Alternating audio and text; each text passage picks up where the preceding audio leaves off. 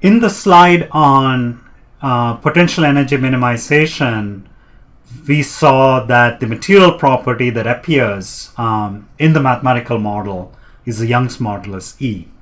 The Poisson's ratio is effectively assumed to be 0, so that we don't really need to enter that in answers, even though answers will ask us to enter it. So let's enter the Young's modulus. If I go to mechanical and I highlight the line body, I see that the material assignment is structural steel.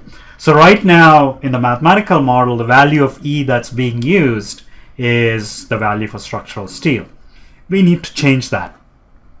So to do that, go to the project page and double click on engineering data.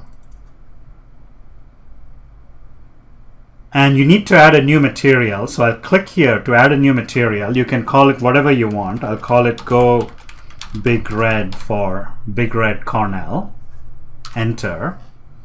And the material property that I have is it's under isotropic elasticity. So I'll drag that on here and expand it. Okay, Young's modulus is 2.8 e to the power of 10 pascals.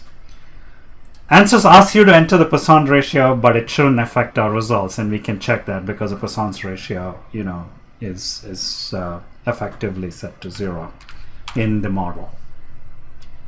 Okay, but I'll enter it so that answers won't complain. And a good check is, to change that and rerun the solution once you have everything set up and see that it doesn't check that it doesn't affect the results.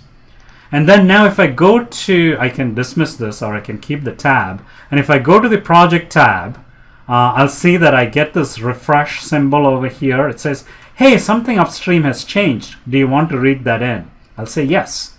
So I'll right click and I'll say refresh. And it read in this, this new material in here. And now I can access it. So if I go now over here, I'll see that I can assign this new material Go Big Red. And now in the potential energy expression, you're specifying the right value of E. Let's move on to specifying the boundary conditions next. Before that, save your project.